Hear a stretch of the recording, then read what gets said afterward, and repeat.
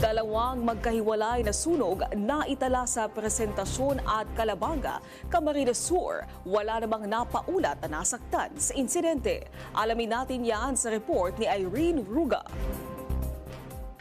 Sumiklab kagabi, Abril 6, 2026, ang isang malawak na grasa fire sa bahagi ng bagong sirang Presentasyon na muntik nang umabot sa kalapit na kabahayan. Ayon kay Jomar Pilapil, alas 5 ng hapon pa lamang ay napansin na ang pag-usok sa nasabing lugar. Sa pahayag ni Regina Bea, MDRM officer ng Presentasyon, agad nilang inagapan ang pagkalat ng apoy dahil may 13 kabahayan na posibleng maapektuhan. Ipinatupad din ang preemptive evacuation sa mga kabahayan upang matiyak ang kaligtasan ng mga residente.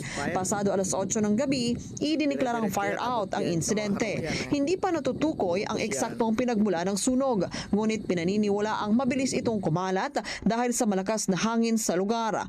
Wala namang naiulat na nasawi habang patuloy na pinapaalalahanan ang publiko na maging alerto at makipag-ugnayan sa mga kinauukulan sa oras ng sakuna. Samantala, sa bayan ng Calabanga, Camarines Sur, naalarma ang ilang residente nang makita ang nasusunog na tubuhan. Agad namang rumisponde ang Bureau of Fire Protection Calabanga, ngunit napag-alaman na sinadyang sinunog ng mga manggagawa ng sugarcane plantation ang mga tanim na tubo na may pahintulot ng may-ari bilang bahagi ng proseso bago ang pag-aani. Mahigpit naman ang paalala ng mga otoridad na bagaman tradisyonal ang pagsusunog ng taniman, mahalaga pa rin ang pakikipag-ugnayan sa Bureau of Fire Protection upang maiwasan ang aksidente at lumawak ang sunog.